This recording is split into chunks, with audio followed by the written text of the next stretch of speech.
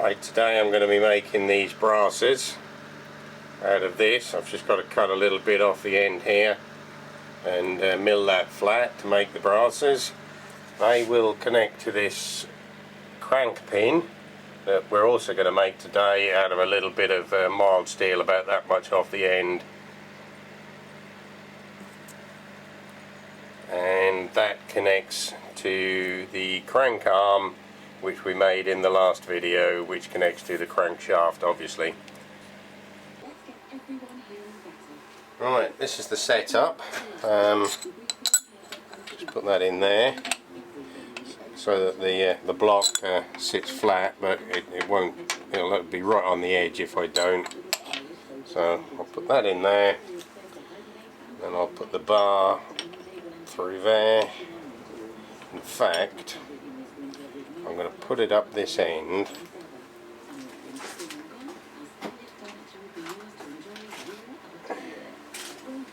Put another block in there, because I think if not there'll be quite a bit of stick out.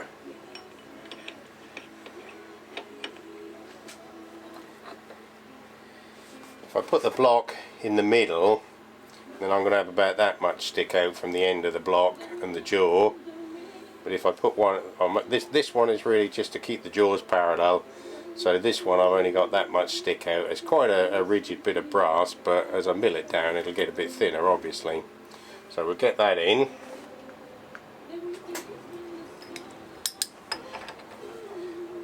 Alright, that's locked down.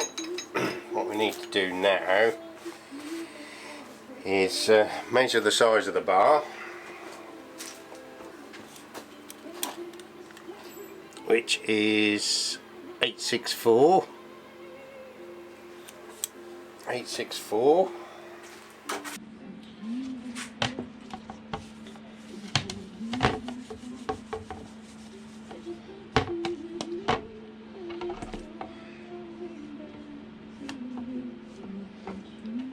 Eight, 6, 4 divided by 2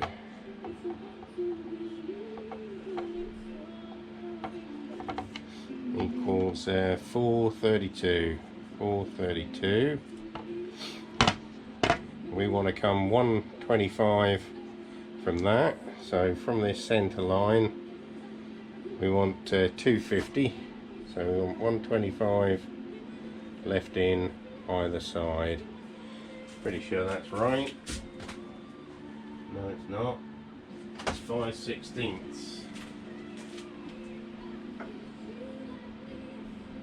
313.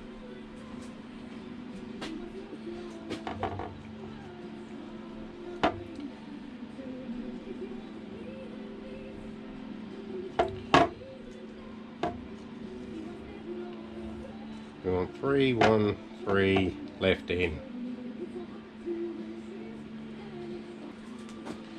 156.5, 156.5 either side of centre.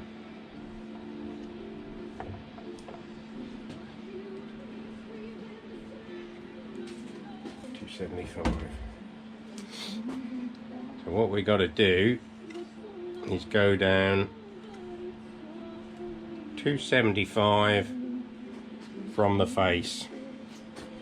I'm going to go 270. 270 either side. That'll give me slightly more than 313.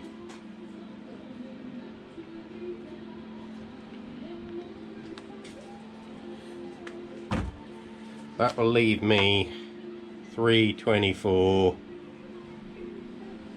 on the section of the bar left, which means when I put it in the mill, when I put it in the lathe, I've still got a little bit to play with. It'll all become clear. If you've got lost, don't worry, so did I.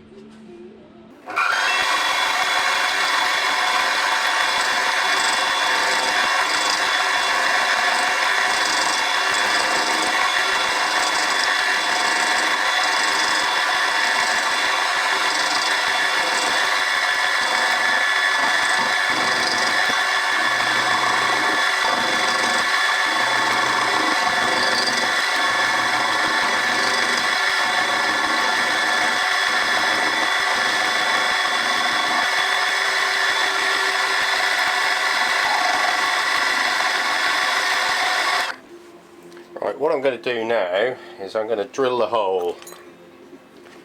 I drill the hole in there, which is the bearing hole.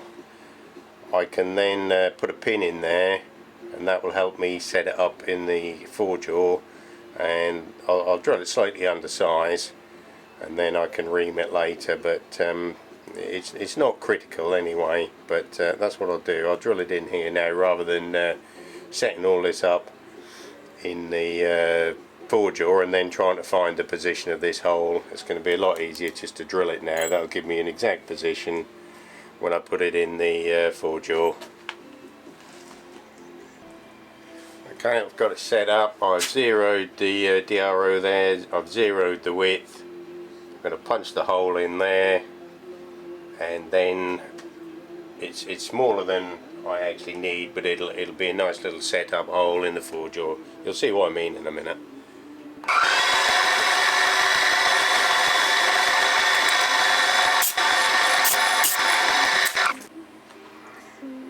Right, just going to cut that off on the bandsaw, and then we'll get it set up in the four-jaw.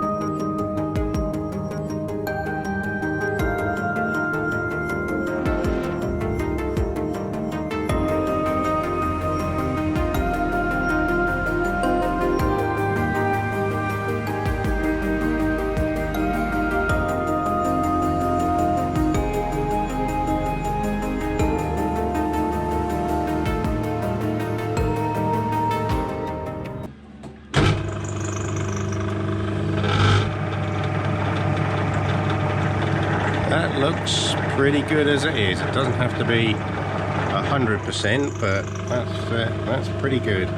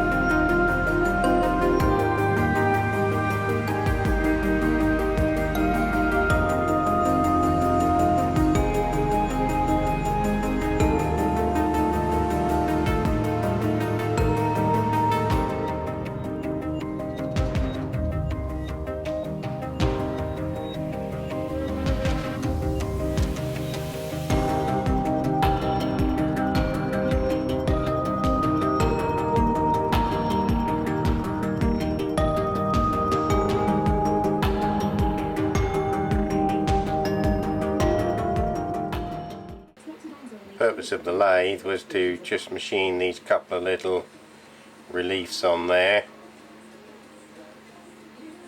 This hole obviously isn't centre of that at the moment because we've got to cut it and re-drill the hole. It was really just a bit of a sort of an exercise to get us in the right place, basically.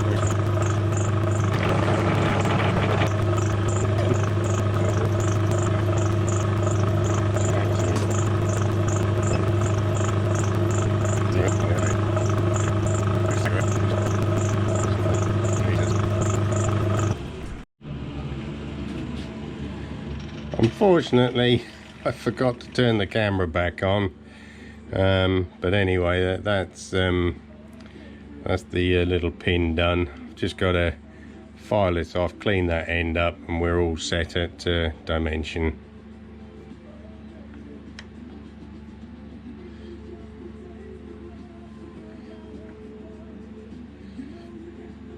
Right, there you have it. This is the brasses we've just turned up in this episode. They fit onto the con rod, and this little pin, this little pin here, which fits onto the crank arm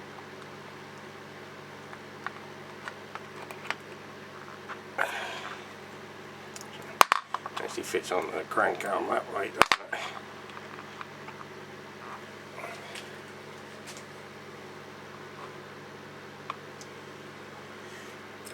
Alright, just to give you an idea about how it's going to be assembled,